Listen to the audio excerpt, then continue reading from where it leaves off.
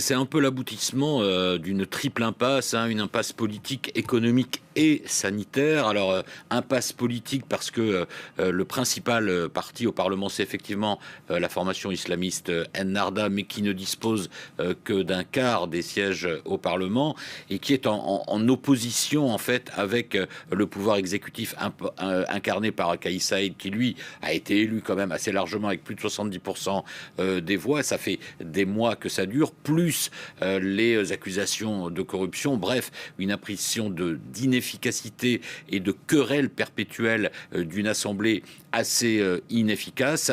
Donc ce bras de fer, finalement, le président Kais Saied, vu la grave crise économique et sociale et la très grave crise sanitaire que traverse le pays, a décidé de trancher dans le vif. Alors, la gravité de la crise sanitaire, c'est la très mauvaise gestion par le gouvernement et par l'Assemblée de cette crise sanitaire. Les dernières manifestations, c'était notamment contre l'incapacité des autorités à installer rapidement des centres de vaccination dans le pays. Ça a été un peu la goutte d'eau qui a fait déborder le vase, d'où cette initiative de Kais Saied, qui reste quand même contestable et contestée d'un point de vue constitutionnel, puisqu'il invoque l'article 80 de la Constitution tunisienne. Cet article lui permet effectivement, en cas de péril imminent, c'est ce qui est écrit dans la Constitution tunisienne. Donc déjà, il y a débat sur le fait de savoir est-ce que le pays est vraiment en état de péril imminent.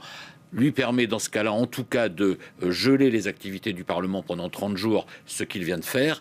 Limoger le Premier ministre, ce n'est pas écrit dans cet article. Donc là aussi, il est accusé par les oppositions, et notamment évidemment la formation Ennahda et son chef Rached Ghannouchi, d'avoir perpétré en quelque sorte un coup d'État constitutionnel. Il y a des risques, évidemment, posés par cette situation. Lesquels exactement? Alors, le risque, il est d'abord politique. En voulant, en fait, trancher dans le vif et essayer d'arranger cette situation, de sortir de cette impasse, le président Kais Saied fait quand même un pari risqué.